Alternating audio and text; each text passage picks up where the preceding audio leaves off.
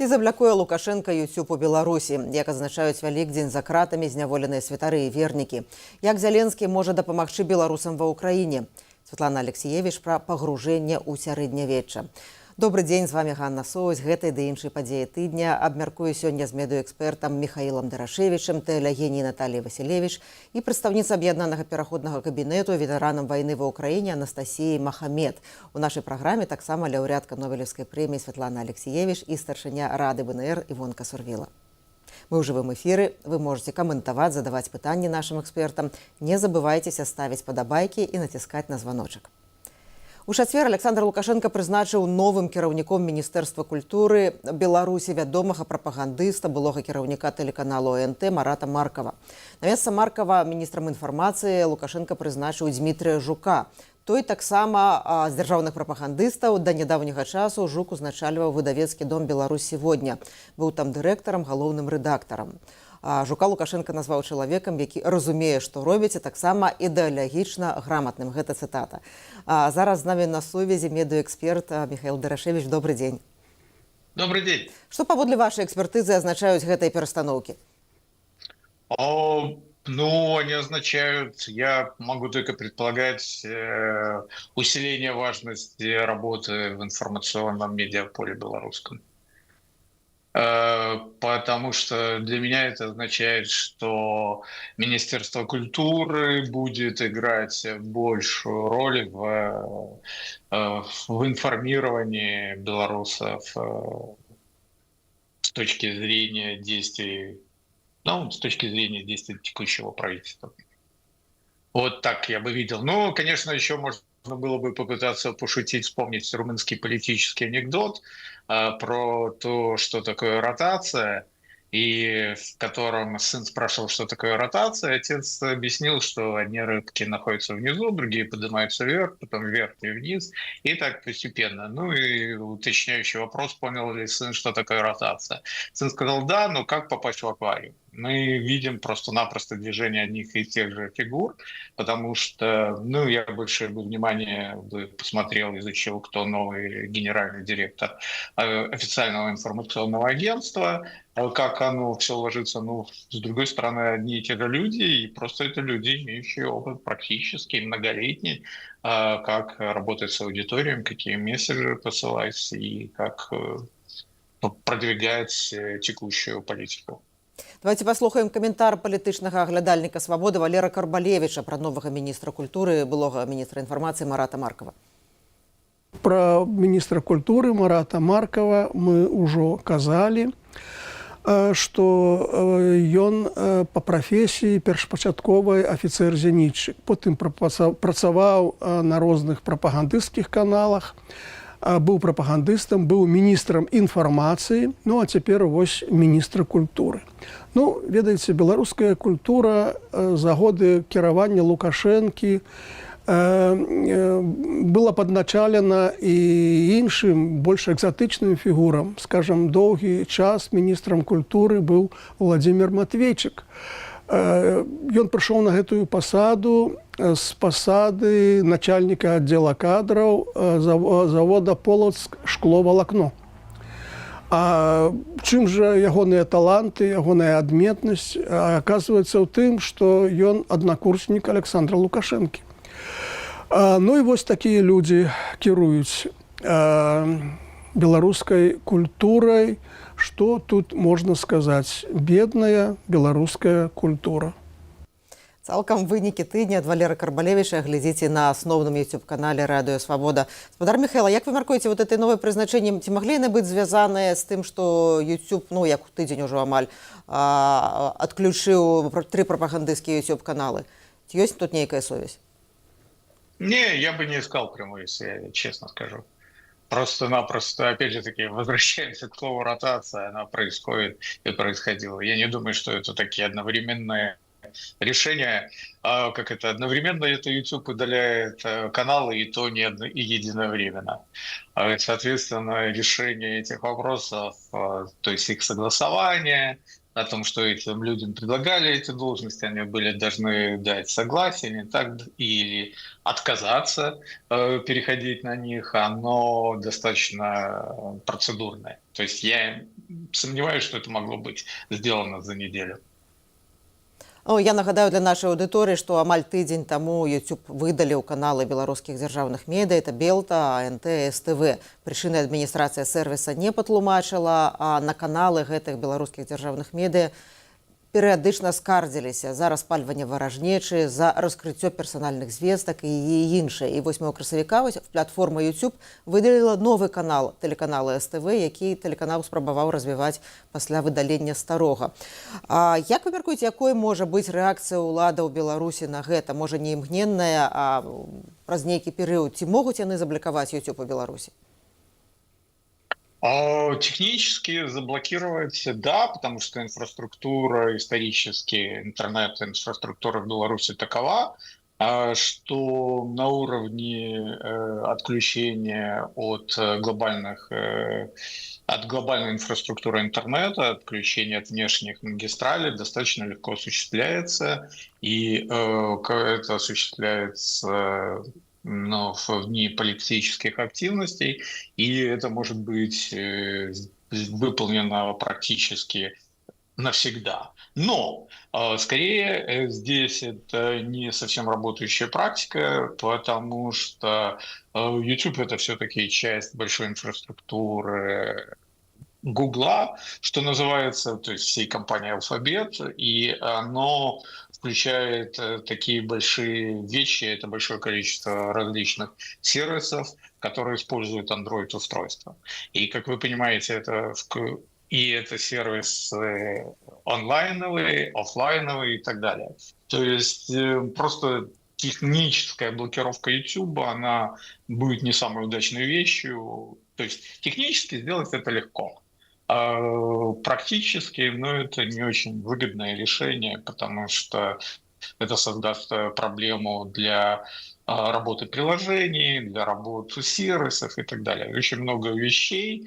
И, опять же, опыт Российской Федерации, что даже их замедление, шейпинг, предположим, который, опять же, иногда практикуется в Беларуси, он в Российской Федерации не привел к существенному изменению того, чтобы аудитории перешли на российские сервисы, как Рутюб или ВК-видео. То есть люди скорее терпели медленную загрузку, переходили на использование VPN, и получается, что с точки зрения доступа к информации он все равно сохраняется. Доступ информации, находящейся на платформе YouTube. Наколькі важны YouTube для дзяржаўнай прапаганды? Наколькі яны паспяховыя там?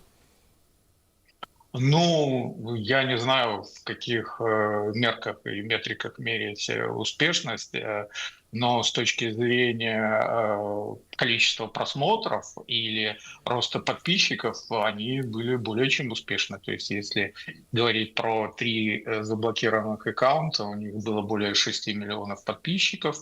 То есть с точки зрения YouTube это достаточно важная их пользователи и создатели контента. То есть, как мы знаем, что YouTube поручает золотые тарелочки тем каналам, которые имеют более 1 миллиона подписчиков.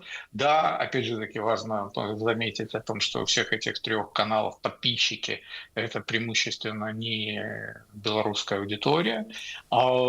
И с точки зрения просмотров, опять же таки, если говорить с точки зрения просмотров, то есть год назад это было у некоторых каналов достигало 100 миллионов просмотров, даже сейчас цифры за март этого года — это порядка 50 миллионов, и это значительные цифры. Это значительные цифры, если их пересчитывать, сколько YouTube просто-напросто возвращает денег, скажем так, за такой просмотр, это соизмеримо со стоимостью какой-то части производимого контента. Но тут меряется скорее не деньгами, а влиянием и распространением каких-то нарративов и так далее. И опять же таки из того, что если видеть, что замедление и какие-то воздействия над YouTube Российской Федерации не снизили радикально количество просмотров белорусских YouTube-каналов медиа с государственной формой собственности, то можно предположить, что смотреть шире, что это контент, который потребляется не только проживающими на территории Российской Федерации, но и другими пользователями, использующими кириллические языки. Мы ў жывым эфіры і мы задаем пытанне нашай аўдыторыі, якіх зменаў у дзяржаўнай прапагандзе можна чакаць ад прызначэння Жука. І другое пытанне: ці могуць у Беларусі заблакаваць тэлеграм і прымусіць все ўладныя каналы перайсці на Макс? Калі ласка, каментуйце, адказвайце на гэтае пытанне. Ну і, дарэчы, вот это ж пытанне да вас: ці могуць у Беларусі заблакаваць тэлеграм і прымусіць все ўладныя каналы перайсці на Макс? Но это было бы еще более странным действием, честно вам скажу. Потому что, ну, смотрите, во-первых, с одной стороны, нынешнее состояние вот этой всей пирамиды медиа с государственной формой собственности, они все имеют YouTube-каналы, они размещают ежемесячно сотни видео, и все они не работают только на одной платформе, они работают также и в том же Телеграме, у них есть, они присутствуют в Телеграме, они их поддерживают и так далее. То есть, в принципе, само нынешнее движение на таком многоплатформенном охватом своей аудитории говорит о том, что если они не будут использовать популярные платформы, то они не смогут достигать своей аудитории. Поэтому, ну і вот, напэўна, падтрымку вашего меркавання, вот нового міністра інфармацыі ў дзень прызначэння Дмітрия Жука запыталіся, ці будуць у Беларусі блакаваць YouTube, і он адказаў, я працытую, што дзейнічаць трэба вельмі акуратна, паводле яго Лукашенко не прыхільнік забаронаў, трэба шукаць іншыя механізмы ўзаемадзеяння з гэтымі буйнымі гульцамі сусветнай медыапрасторы, так мяркуе новы міністр інфармацыі. А як вы мяркуеце, ці міністр інфармацыі будзе прымаць рашэнне датычнае YouTube у Беларусі? Вот это очень интересно было бы узнать, как принимаются решения о блокировке, кто подписывает, в блокировку.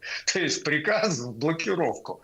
Но вот тут скорее можно рассуждать, потому что новый министр информации любит рассказывать о том, как он родом из Советского Союза. Наверное, он, возможно, помнит или в силу каких-то обстоятельств слушал зарубежные радиостанции такого рода, как Радио Свобода, BBC, и он знает, что это не самый эффективный способ, при том, что опять же таки, Советский Союз не жалел денег на глушение, и опять же таки все медиа были только с государственной формой собственности, но тем не менее информацию, которую распространяли независимо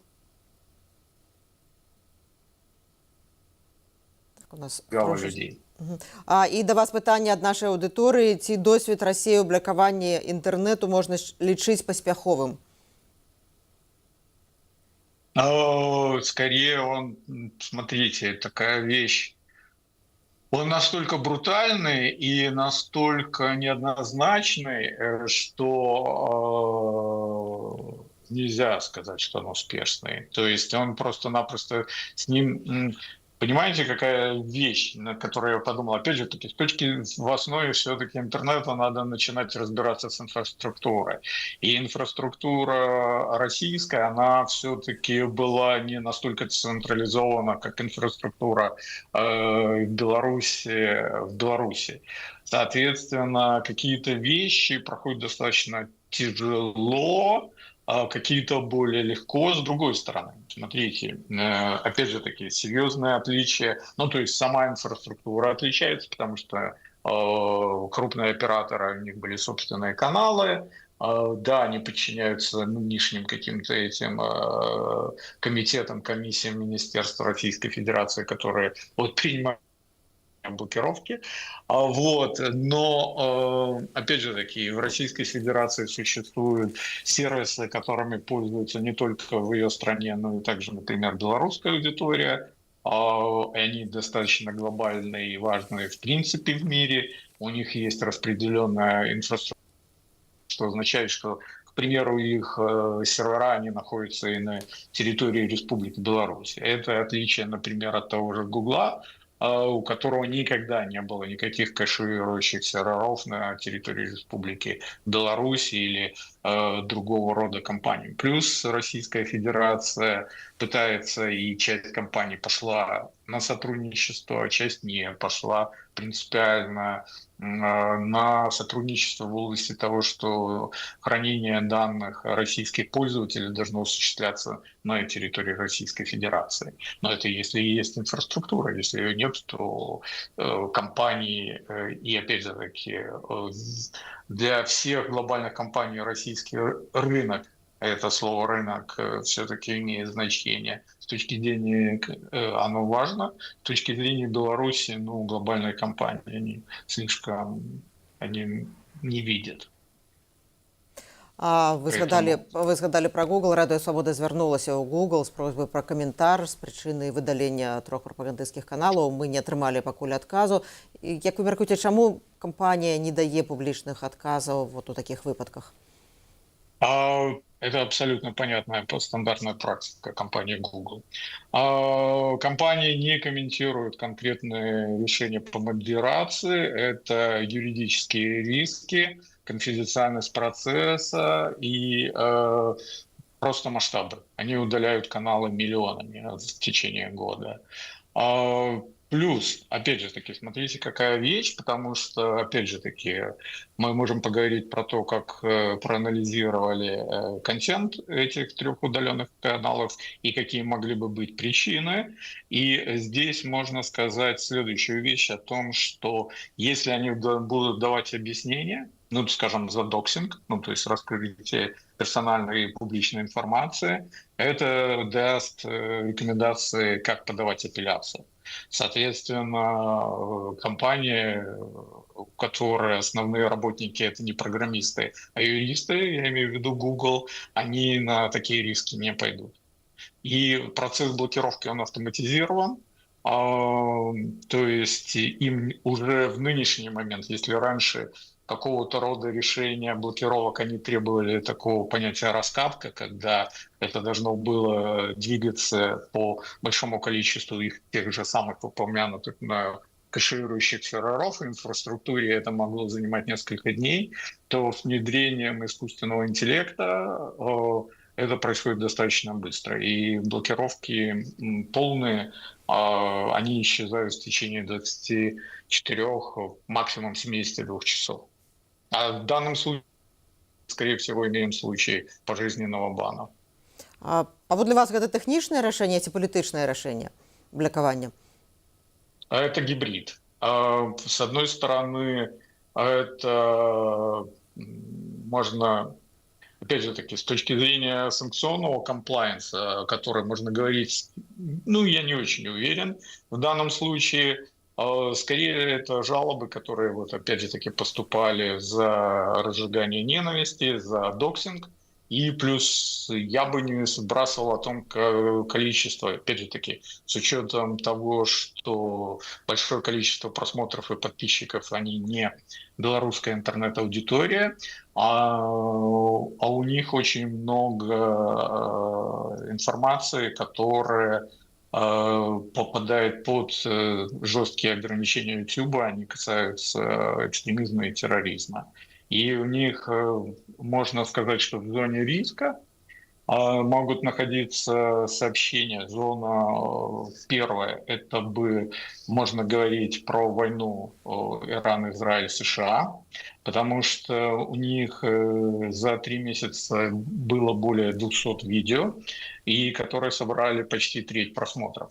И можно говорить о том, что когда в этих заголовках мы не знаем, какой контент в них и какой звук у них, к примеру, почему не попадает СБ. Моя одна из гипотез о том, что YouTube имеет возможность мгновенной транскрибации видео, в смысле звуковой дорожки, и на основании нее алгоритмы могут принимать решения. Ну и когда фраза «Иран бьет по офису Нетаньяху», и «Израиль сжигает центр Тегерана», мы не знаем, какой видеоряд был у этих вещей. Танкер идет ко дну, ракета поразила дно, бомбы будут ставить везде. Это может очень смело попадать под экстремизм и терроризм. И это под несколько категорий: графический контент насилия, сенсационализация терроризма, дезинформация в вооруженных конфликтах. Вторая зона – это доксинг, потому что кроме передачи, которая вышла в прошлую пятницу, да, был прогрев аудитории на самом-то деле. Были видео, которые были в марте, и это касались, в частности, участников Дня и воли.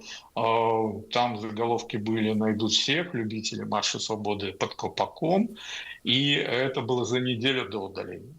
И третье – это экспертный контент с элементами ненависти, потому что, опять же таки, как и чиновники экспертов, пул незначительный, но, опять же таки, когда видео, которые собирают более 6 миллионов просмотров, а у них заголовки 130 видов казни они придумали, бандеровцев это веселило. Президент Литвы со слезами благодарил Сталина. Так что это совокупность факторов, плюс у YouTube действует система 3 страйков в течение 90 дней. Это как раз попадает под период январь, март, апрель. И здесь вот как раз по мне есть связь с конфликтом в Иране вооруженным. И плюс, теперь... Плюс YouTube ввел в конце прошлого года механизм апелляции, но апелляция, она достаточно долгая и длинная. Спадар Михаил, дякую вялікі за вашу экспертызу, дякую за тое, што прыйшлі ў эфір Піка Свабоды, дякую вялікі нашым гостям быў медэксперт Михаил Дарашевич. С вами Ганна Соусь, у эфіры Піка Свабоды мы падсумоўваем асноўныя падзеі тыдня. У нядзелю 12 красавіка праваслаўную Беларусі святкуюць Вялікдзень. Сёлета Вялікдзень адзначаюць у розных канфесіях, у розныя даты, але для многіх вернікаў гэтае свята праходзіць у цені рэпрэсій. Святары і вернікі застаюцца за кратамі, а некаторыя без вестак пра іх лёс. У зняволенні Вялікі тыдзень правёў каталіцкі святар ксёндз Анатоль Парахневіч, якога затрымалі пры невядомых абставінах. Што адбываецца з рэлігійнымі супольнасцямі ў Беларусі і як вернікі і святары перажываюць гэтыя святы ва ўмовах рэпрэсій, пагаворым з тэалягіняй прадстаўніцы аб'яднання «Хрысціянская візія» Наталья Васілевіч. Добрый дзень. Вітаю ўсіх. Наталья, я ведаю, што вы праводзіце маніторынг рэпрэсій у дачыненні да святароў, да вернікаў. Як шмат святароў сустракаюць Вялікдзень за кратамі? По наших падліках гэта 5 чалавек. Мы лічым таксама манаха кармеліцкага Гжегожа Гавела як святара. Таму 5 чалавек по наших падліках на сённяшні дзень знаходзяцца за кратамі. Іх насамрэч больш, гаварыць мы можам толькі пра 5 пакуль.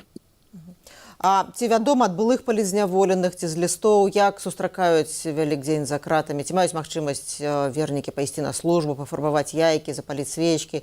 Якія магчымасці ў святароў? Гэта залежыць безумоўна ад калоніі, як арганізавана жыццё ў кожнай канкрэтнай установе падобнага тыпу, у следчых ізалятарах, там свае ёсць асаблівасці.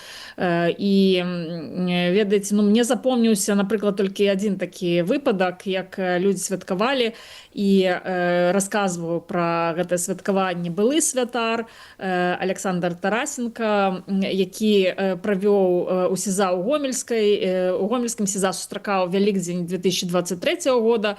Ён расказваў, што ён гэтае СІЗА асвячаў некалі, калі быў святаром, і там апынуўся. І ён святар былы, ён сышоў са святарства, з манаства, але у яго было такое стаўленне да яго іншых зняволеных. Яны вельмі прасілі, каб ён асвяціў ежу, паспяваў для іх такія велікодныя спевы для того, каб зрабіць свята, і ён неяк вярнуўся да свайго святарства у гэтую ноч для того, каб зрабіць свята такім пацярпелым людзям ад пераследу. І ён спяваў для іх, ён для іх маліўся, ён асвячаў ежу. І гэта было вельмі кранальна, на мой погляд. У лістападзе Лукашенко памілаваў 2 каталіцкіх святароў. Летась у лістападзе гэта Генрыха Калатовіч, асуджаны на 11 гадоў зняволення, Анджэй Юхневіч, асуджаны на 13 гадоў. Ці вядома, дзе яны цяпер, што з імі? Вядома, што яны знаходзяцца ў Рыме. імі апякуецца Святы Пасад, і яны не выходзяць на сувязь. Цяпер у іх нейкі такі інфармацыйны карантын, звязаны, напэўна, з нейкімі дамоўленасцямі па умовах іх вызвалення. Таму цяпер яны ў добрым здароўі знаходзяцца, ў добрым гуморы, але, на жаль, пакуль не могуць выходзіць у паблік, скажем так. Так ім ўсё і забяспечваецца іх жыццё, забяспечваецца іх там духоўнае, псіхалагічнае, матэрыяльнае становішча. Таму такую толькі інфармацыю можам падаць. Ну, вот на гэтым тыдню ў Вярхоўным судзе 9 красавіка адмовілі ў скарзе грэка-каталіцкай парафіі Берасці на рашэнне Берасцейскага абласнога суду аб ліквідацыі парафіі. Таксама мясцовыя ўлады зліквідавалі грэка-каталіцкую парафію ў Баранавішах. Раней не прайшла перарэгістрацыю і падала заяву на ліквідацыю парафію ў Вацэвічах. Такім чынам, у Берасцейскай вобласці не засталося ніводнай грэка-каталіцкай парафіі. Наколькі гэта сістэмны пераслед грэка-каталікоў паводле вашай экспертызы? Ну, мы бачым, што гэта пераслед сістэмны, таму што значная частка і цэлая вобласць засталася, цэлая такая вялікая вобласць, дзе было 3 парафіі, засталася без ніводнай. І Брэсцкі абласны суд, мы сёння таксама пабачылі інфармацыю пра тое, што і Вацэвіцкую парафію праз суд ліквідавалі. Таму застаюцца грэка-каталікі вось у гэтай, скажам, вобласці Берасцейскай, дзе былі даволі моцныя парафіі. Парафія ў Берасці ўвогуле такая цудоўная, унікальная для ўсёй Беларусі, я б сказала, таму што яны не толькі праводзілі набажэнствы, не толькі служылі, не толькі маліліся разам, але, напрыклад, калі быў крызіс мігранцкі, яшчэ чеченскія уцекачы спрабавалі пераехаць мяжу, патрапіць у Польшчу, і вельмі шмат людзей заставалася такі, без нічога на вуліцы, проста гэтыя чеченскія жанчыны з дзецьмі заставаліся, і вось гэтая парафія апекавалася вось такой непапулярнай, скажем так, групай, якую не вельмі любілі ў грамадстве, нават у беларускім, нават у дэмакратычным грамадстве. Яны ўзялі на сябе апеку за гэтых, большасць мусульманак гэтых жанчын была, і апекаваліся, дапамагалі ім як маглі, кармілі іх там, давалі начлег для того, каб яны маглі вось гэты час правесці. Таму мне здаецца, ніводную я больш не ведаю такую парафію у Беларусі, якая б на сябе ўзяла такую адказнасць. От у спісах вызваленых у выніку перамоваў прадстаўнікоў Злучаных Штатах з уладамі Беларусі ці былі святары розных хрысціянскіх канфесій, ці былі вернікі, якія вось у вашых спісах, якія вы збіраеце, знаходзіліся? Ну так, некалькі вернікаў было. Верніца Кацярына Андрэева, ейны дзядзя дыякан Барыс Бахвалаў служыць у Свята-Ледзавецінскім манастыры ў Менску і прыходзіў да яе на суд, вельмі шмат удзельнічаў, як бы падтрымліваў яе у той час, калі праходзілі суды па ейнай справе. Таксама Кіняў, такі Олег Кіняў, гэта вядомы дойлід, вельмі шмат храмаў у Беларусі ён рабіў.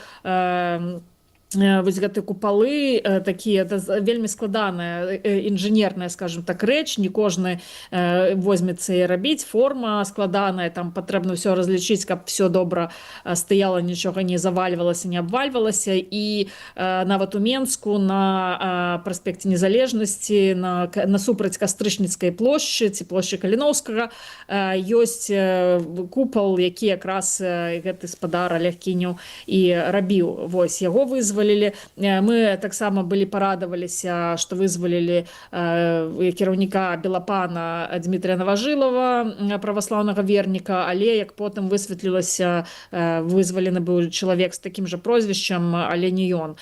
Ён павінен выйсці дзесьці ў канцы гэтага года. Вось, таму ёсць, безумоўна, але іх, разумееце, не заўсёды тое, што мы ведзем маніторынг вернікаў, але не заўсёды гэта зняволенне звязана менавіта з той часткай іх ідэнтычнасці, што яны з'яўляюцца вернікамі, там яны могуць быць журналістамі, яны могуць быць актывістамі, яны проста могуць ведаць зараз і перапошчваць нейкія матэрыялы экстрэмісцкія, тое, што называецца, ставіць лайкі не там, дзе патрэбна. Вось. Але тым не менш, паколькі мы людзі інтэграваныя асобы, так, вось гэтая частка веры, яна з'яўляецца вельмі важнай. Мы можам паглядзець нават цяпер, калі 250 чалавек гэтых вызвалілі, так, вот хлопчык Мікіта Залатароў, самы малады, які быў палітзняволены, ён расказваў у інтэрв'ю, што менавіта ў зняволенні ён прыняў веру. Ён зразумеў, наколькі важная вера, наколькі вера можа быць такім рэсурсам унутраным трываласці, наколькі гэта можа стаць такой нават не толькі інтэгральнай, але падставовай часткай жыцця. І ён казаў, што вот што ты першае хочаш зрабіць, ён кажа, я хочу памаліцца Богу і падзякаваць за сваё вызваленне. То бок для яго менавіта гэта стала вера, падтрымлівала яго ў зняволенні і падтрымлівала вот ягоную веру ў тое, што ён выйдзе з гэтага зняволення і зможа далей пачаць жыць. Таму я заклікаю ўсіх памятаць пра зняволеных і разумець, што можа для нас вера часам бывае праходзіць, там мы пафарбавалі яйкі і назаўтра сказалі Христос воскрес, і назаўтра у нас пачынаецца там жыццё рутіннае, такое не звязанае са святамі рэлігійнымі, але для людзей, які знаходзяцца ў зняволенні, магчыма, вось гэтая малітва, чытанне пісання, нейкія размовы на такія тэмы рэлігійныя, духоўныя становяцца вельмі важнай ежай, скажем так, духоўнай ежай. Вось пра гэта казалі многія нашы зняволеныя, і там, напрыклад, Владзімір Мацкевіч, ён кажа, што ніколі ў жыцці, пакуль ён быў на волі, ён так не маліўся, як ён стаў маліцца, знаходзячыся ў зняволенні. Ён нават галадаў для таго, каб дабіцца візіта пастара. Хаця, ведаеце, як бы не такая вялікая радасць бывае ўжо з пастарам пагаварыць, калі ты на волі, але вось калі ты ў зняволенні, магчыма, што гэта адзінае, што можа сапраўды цябе духоўна падтрымаць вельмі моцна. Таму свабода рэлігіі за кратамі – гэта вельмі важнае права чалавека. Гэта не нейкі люкс, не нейкае дадатковае права. Гэта права, якое датычыцца самай глыбіні ўнутранага жыцця чалавека. Вот на пачатку свайго прэзідэнцтва першыя гады Лукашенко скасаваў велікодны панядзелак, як выходны панядзелак, як выходны дзень. Гэта вельмі важны дзень для вернікаў. Ёсць у вас тлумачэнне, чаму гэта адбылося, і ці ёсць шансы вярнуць гэты дзень у пералік выходных дзён?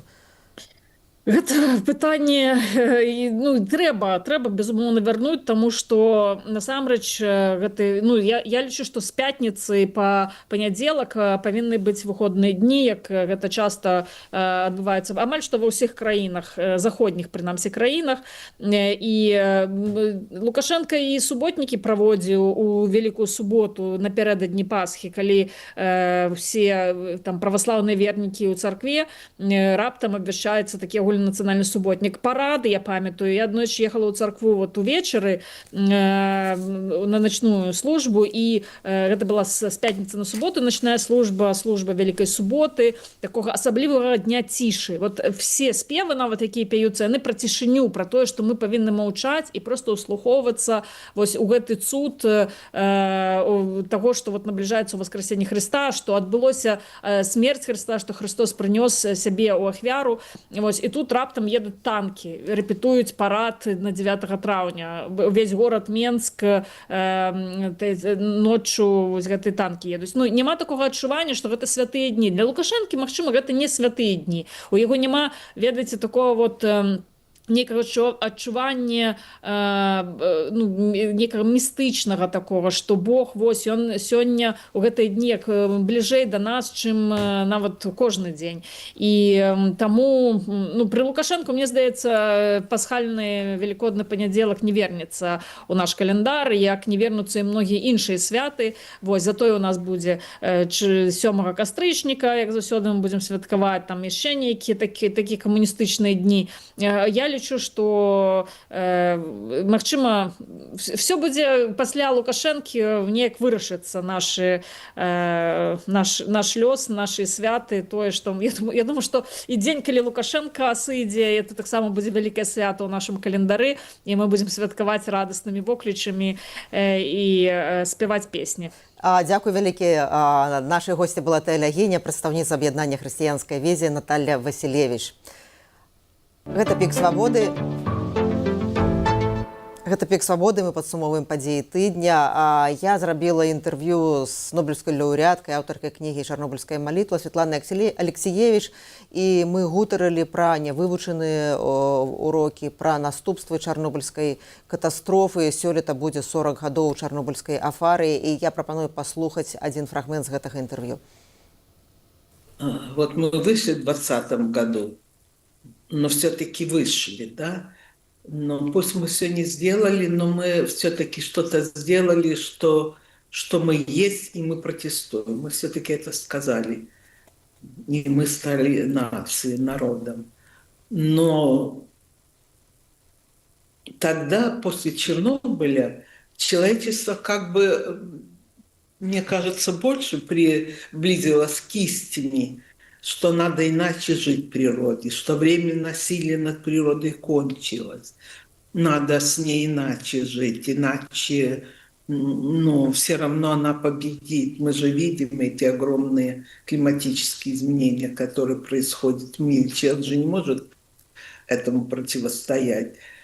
И тогда люди много сделали. Вот в тех же прибалтийских странах, в Швеции, люди отказывались от атомных станций, все.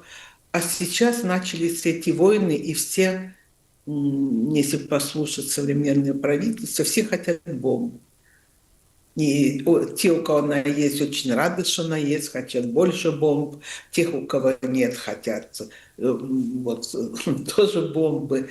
И люди как бы теряют то знание, которое обрели после Чернобыля. Но оно все равно существует. Мы это знали, этот прорыв был. А сейчас мы как бы отступили, и демократия отступила, и как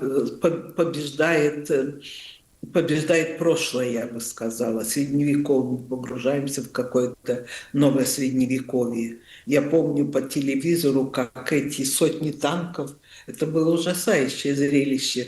Отовсюду в России, с разных точек, это было на карте показано, шли к украинской границе. И это было ощущение какого-то нового средневековья. Особенно мне, которая прошла всю эту чернобыльскую землю и пережила много совершенно новых чувств. Для меня это было просто чем-то такой победой прошлого, такое отступление человека от тех границ, от тех высот, которых нам удалось подняться, и этой общности людей, и много чего все-таки демократия успела сделать. Но сейчас как бы мы отступили, но знание осталось. И я думаю, что демократия не отступила. Скорее всего, она перевооружается, приспосабливается к новым временам. Я думаю, что кончится наша растерянность, и придут новые поколения, может быть, и новые технологии нам помогут. И все-таки человек будет другой, чем сегодня, я так надеюсь. Цалкам вялікае відэоінтэрв'ю са Светланай Алексіевіч глядзіце на канале Свабода Прэміум на наступным тыдні. Гэта пік свабоды, з вами Ганна Соусь. Мы падсумоўваем асноўныя падзеі гэтага тыдня. На гэтым тыдні намесніцы і прадстаўніцы аб'яднанага пераходнага кабінету па сацыяльнай палітыцы Ольгі Зазулінскай прызначаная ветэран вайны ва ўкраіне, медык Анастасія Север-Махамед. Яна будзе займацца кірункам працы з добраахвотнікамі і іх сем'ямі. Анастасія паходзіць з Іварцевічаў, мае медычную адукацыю, досвед працы медыкам. Яна ўдзельніца мірных пратэстаў 20-21 году і адна з заснавальніц незалежнай прафсаюзнай арганізацыі студэнтаў Беларускага дзяржаўнага медычнага універсітэту. Пры канцы 21 года Анастасія была вымушаная пакінуць краіну, не скончыўшы інтэрнатуру. А ў 22 годзе далучылася да палка імя Кастуся Каліновскага і займала пасаду камандзіра медыцынскай роты, забяспечвала арганізацыю медыцынскай дапамогі і эвакуацыю параненых у зоне баявых дзеянняў. У 25 годзе завяршыла вайсковую службу па стане здароўя і мае статус ветэрана і баявыя ўзнагароды. Анастасія далучылася да нашага эфіру. Добрый дзень. Здравствуйте. Ну, яшчэ да вашего прадстаўлення я дадам, што вы завочна асуджаны ў Беларусі па палітычных матывах да 18 гадоў пазбаўлення волі. Я хацела найперш запытацца вот на гэтай новай пасадзе ў складзе аб'яднанага пераходнага кабінету. Якія вы бачыце галоўныя кірункі, галоўныя праблемы, якімі будете займацца, галоўныя задачы? Ну, на самом деле сейчас для меня есть три основные задачи. Это решение вопроса с выплатами, особенно это касается жен пропавших без вести. Это вопрос легализации действующих военных, потому что в целом украинское законодательство сильно изменилось, оно стало, скажем так, лояльным и удобным для добровольцев, но есть отдельные точечные кейсы, когда у людей есть проблемы с документами. И их тоже надо решать как-то потихонечку, не знаю, искать выходы, варианты. То есть там каждый кейс – это большая-большая проблема. И есть еще целый пласт белорусов, которые находятся на территории Украины, которые живут тут очень много лет, которые являются родственниками украинских военных. То есть это жены, мамы, и они готовы поменять, например, гражданство, но их отправляют в Беларусь за справкой о несудимости, естественно, они боятся за ней ехать. То есть для этих людей тоже надо придумать какой-то способ решения этой проблемы. А вы казалі пра выплаты жонкам добраахвотнікаў, якія загінулі, якія зніклі. А як шмат людзей могуць атрымаць гэтай выплаты і якія гэта выплаты? На самом деле ситуация такая, что по факту белорусские не могут получать эти выплаты. То есть сейчас вопрос именно такой, и по факту гибели, в принципе, законодательно эти выплаты как бы не положены. Но с этим тоже, возможно, можно будет что-то сделать.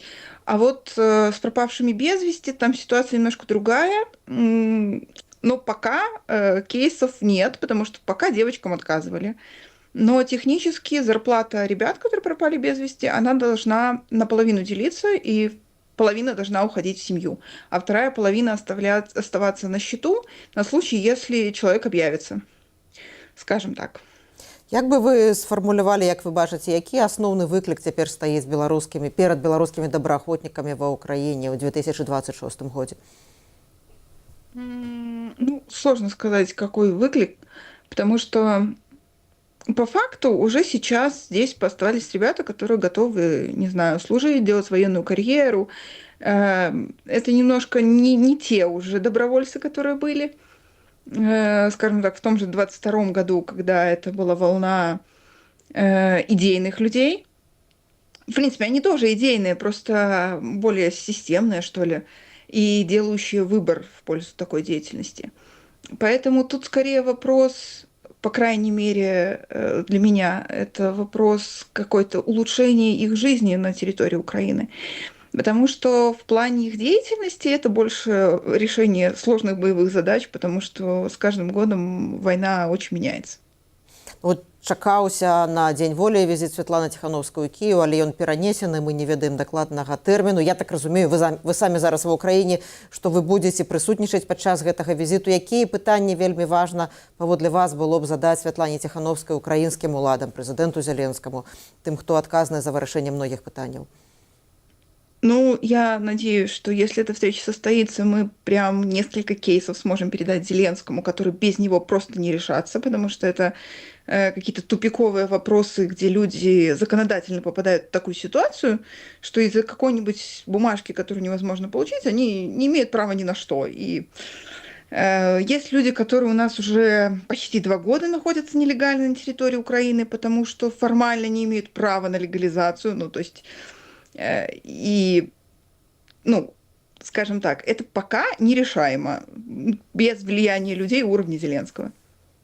Вымушаная была з'ехаць з Украіны Тацяна Гацура-Яворская, якая заснавала цэнтр ланка дапамогі параненым вайскоўцам. І гэта вельмі быў важны цэнтр, вельмі многія беларусы, в тым ліку беларускія добраахвотнікі прайшлі праз яго. Яна проста вымушаная была з'ехаць з Украіны праз праблемы з дакументамі. Ці магчыма вось гэтую сітуацыю вырашыць пры дапамозе візіту Святланы Зяленскай? При дапамозе Светланы Тихановской? Возможно, потому что на самом деле, это частая проблема, и таких людей как бы много на самом деле на территории Украины, а механизма для решения этих вопросов пока нет. Может быть, нам удастся, но в целом сейчас нам бы собрать много таких кейсов для хорошего обоснования, я бы так сказала. Як вы мяркуеце, чаму змянілася рыторыка Владзіміра Зяленскага ў дачыненні да дэмакратычных сілаў і стала магчыма і сустрэча іх, і будучы візит? Сложно сказать, почему. Меня скорее больше удивляет, почему это не произошло раньше, потому что, откровенно говоря, позиция Беларуси касательно этой войны, она очевидна. Возможно, как раз потому, что риторика Лукашенко относительно Украины стала довольно почти агрессивной, особенно учитывая последние его разговоры про ту же мобилизацию. Может быть, это повлияло на ситуацию. Может быть, что-то еще. Мне сложно сказать, потому что на самом деле, откровенно говоря, это должно было случиться много раньше. Вы ва ўкраіне з 2022 году маглі б параўнаць стаўленне да беларусаў з боку украінцаў? Я разумею, на фронте гэта адна рэч, але ў паўсядзённым жыцці як яно менялася, это стаўленне? А я сказала бы, оно не менялось в принципе, потому что большая часть украинцев не знает даже толком историю 2020 года и относится к белорусам так же, как к россиянам. Исключения, конечно, военные, и то есть специфические люди, которые могут там отказать в нотариальных услугах просто за белорусский паспорт. Такие случаи есть. Якую вы бачыце сваю галоўную доўгатэрміновую задачу на гэтай пасадзе, і кароткатэрміновую? Што вы хацелі б вырашыць вельмі хутка, а што ваша асноўная мэта на больш доўгі перыяд? Основная миссия, я бы так сказала, это улучшить качество жизни белорусов на территории Украины. А самое короткое – это разобраться хотя бы с выплатами для 3 вдов. Это то, что я хочу сделать до конца года. Дзякуй вялікі, госці. Будзем сачыць за вашай працай, будзем запрашаць вас да нас у эфір. Госцяй «Свабоды» была Анастасія Севермахамед, прадстаўніца аб'яднанага пераходнага кабінету, намесніца прадстаўніца аб'яднанага пераходнага кабінету Ольгі Зазулінскай у сацыяльнай палітыцы, якая цяпер будзе займацца кірункам дапамогі беларускім добраахвотнікам ва ўкраіне і іхнім сем'ям. Дзякуй вялікі. Дзякуй.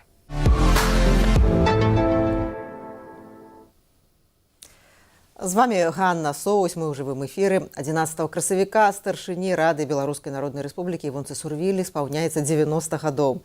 Івонка Сурвіла вучылася ў вышэйшай мастацкай школе ў Парыжы, скончыла лінгвістычнае аддзяленне Сарбонскага універсітэту. Яна рыхтавала беларускія перадачы на гішпанскім радыё ў Мадрыдзе, працавала ў бюро перакладаў пры федэральным урадзе Канады, была сузаснавальніцай старшынёй канадскага фонду дапамогі ахвярам Чарнобыля ў Беларусі.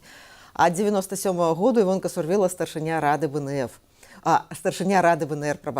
Я пагутарыла з Івонкай Сурвілай напярэдадні юбілею і запыталася яе пра найлепшы падарунак да 90-годдзя. Безумоўна, каб штосьці сталася і раптоўна Беларусь сталася нашай беларускай, дэмакратычнай, цывілізаванай еўрапейскай краінай. Вось я тады была б. Это было б маё шчасце. Уже могла б тады адыходзіць спакойна. Івонка Сурвіла згадвае самыя шчаслівыя моманты, якія былі ў яе, звязаныя з падарожжамі ў Беларусь, кантактамі з беларусамі, і гаворыць пра самых важных людзей у яе жыцці. Ведаеце, было вельмі шмат шчаслівых моментаў.